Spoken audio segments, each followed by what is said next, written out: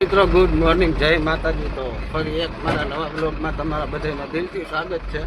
કેમ કે બહુ ઝાઝાદી થઈ ગયા છે, મેં બ્લોગ બનાવ્યો નથી, આજે બનાવું છું કે આમાં કંઈ હમણાં ટાઈમ મળતો નથી, બધી રીતના લોચા થઈ છે। તાલપત્રી આપણી આજે નવી આવી ગઈ છે, હવે એ તાલપત્રી ગાડીમાં બાંધવાની છે।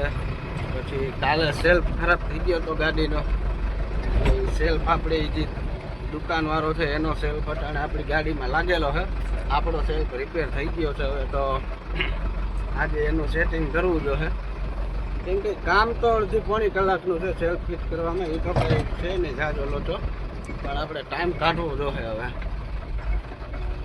જેતપુર તો હું નીકળી ગયો છે, હોટલમાં વાગે છે 8:30, કેમ કે આજે પાછો રવિવાર છે, એની દુકાન ખુલ્લી હોય કે બંધ હોય એ ખબર નથી, પણ આપણને આમ તો હાઈજે આવી ગયો તો સેલ્ફ રિપેર થઈ ગયો છે। હવે ગાડી લઈને આવો એટલે એ કે તમને હું ફિટ કરી દઉં, અને હવે જોઈ છીએ આજે રવિવાર છે, હવે આજે ભાઈ જો દુકાન ખુલ્લી હોય તો આપણે આજે ફિટ કરાવી નાખીએ, નકર પછી કાલે લઈને। તો મિત્રો હું જેતપુર પહોંચી ગયો છું, કેમ કે મારા માણસો હજી ભરવા ઠલાવવાળા આવ્યા નથી, એટલે આપણે એની વાત જોઈને બેઠા છીએ, કેમ કે આપણે માલ નાખીને તૈયાર થાય ને પછી જવા આપી દઈએ કાયદેસર।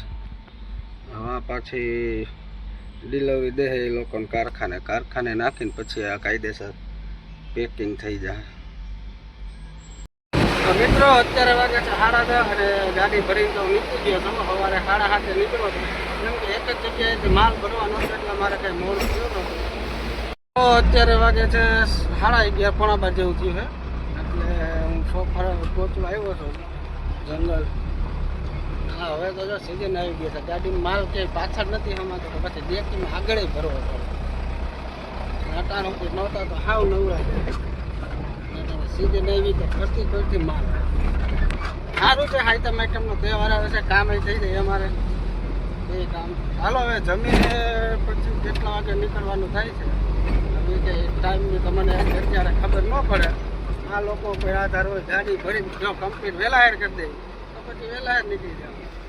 જમીન તો હું નીકળી ગયો તો અત્યારે વાગે છે 8:30, કેમ કે મેં તમને કીધું હતું કે ગાડી આપણને આ લોકો વહેલા હાર ભરી દે તો આપણે ટાઈમસર નીકળી જાઉં, કેમ કે હાઈજે હોતે એક ફેરો કરવાનો છે, એટલે એ હોતે હું કરી દઈશ। પણ અટાણે એક સમસ્યા એ છે કે આ લોકોએ ઘોડા તો ભરી દીધા છે, મને ઉપર માલની ઉપર ભર્યા છે ઘોડા, એટલે ઓલા સીડી હોય, પણ છેડા એના બહાર એટલા નીકળ્યા છે, અને બીજા નંબરમાં માલના સપોર્ટમાં કાંઈ બંધાણું નથી, હું અમને તમને બતાવું।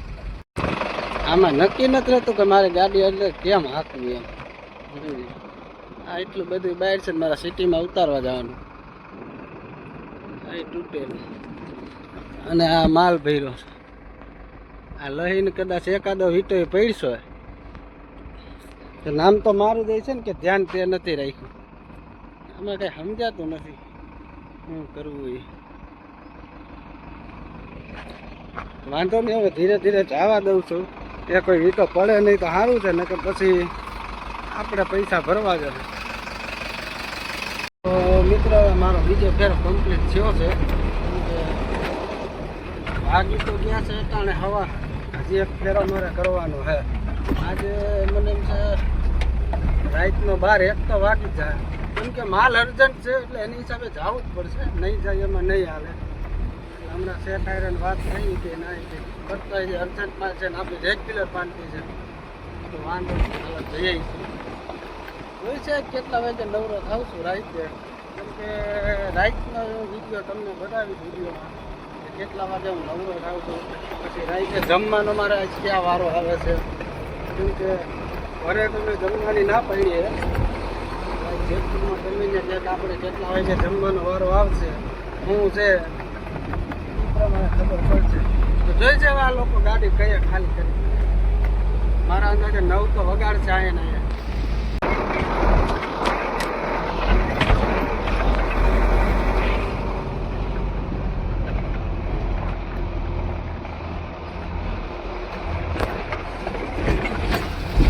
અત્યારે વાગે છે રાતના 9, અને હું ત્રીજો ફેરો ભરીને જો અત્યારે નીકળો છું। એનું છે એવું કે હું જમ્યો નથી, અહીંયા જતો સોફરે ને સોફરે કેમ કે ગાડી ટાઈમસર ભરી દે ને એ માટે અહીંયા રોકાણો.